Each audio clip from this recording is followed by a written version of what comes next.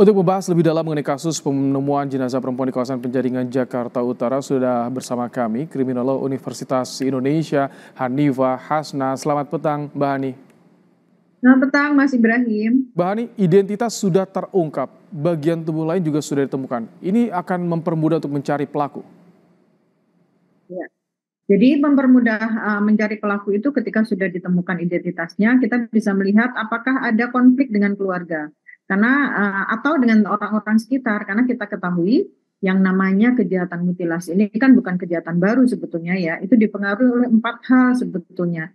Yang pertama karena kemarahan yang luar biasa, jadi ada emosi yang terlibat di dalam situ. Yang kedua untuk upaya untuk menghilangkan jejak. Yang ketiga untuk melakukan intimidasi. Kalau intimidasi ini kan berarti ada orang-orang di sekitar yang mungkin menjadi sasaran dari pelaku itu. Justru biasanya bukan korban itu sendiri pelakunya, apa yang disasar, tetapi orang lain, yaitu keluarga mereka. Bisa jadi seperti itu. Yang terakhir mungkin ada gangguan mental seperti psikopati atau yang lain-lain sehingga membuat si pelaku itu melakukan hal ini. Jadi bisa dikatakan menurut Anda ini orang dekat pelakunya?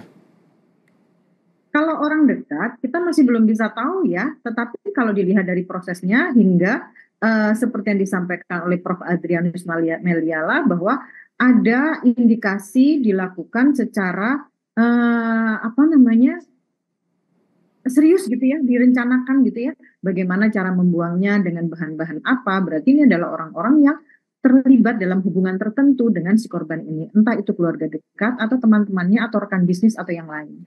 Ini ditemukan terpisah dengan jarak hampir 2 kilometer. Ini apa motifnya kira-kira? Oke, baik. Kenapa dibuang tetapi tidak jauh? Ada indikasi dia itu, si pelaku itu melakukan hal ini karena untuk mengintimidasi. Nah, intimidasinya itu entahlah kepada siapa ya, atau kepada korban, kepada korban itu sendiri, atau orang-orang di lingkungan terdekat dari korban itu. Karena ketika ini sudah diindikasi sebagai sebuah kejahatan atau pembunuhan berencana, aturannya ya seharusnya yang kita pahami adalah mereka akan membuang sejauh-jauhnya dari tempat kejadian sehingga penemuan bagian tubuh ini menjadi sulit dilakukan. Tapi kalau dekat berarti kan ada indikasi-indikasi tertentu. Siapa tahu pelakunya ingin mengintimidasi keluarga atau lingkungan terdekat dari korban itu sendiri. Kalau ini sudah teridentifikasi korbannya, artinya pelaku dan juga hubungan pelaku dengan korban ini sudah bisa terbaca tentu oleh polisi saat ini biasanya.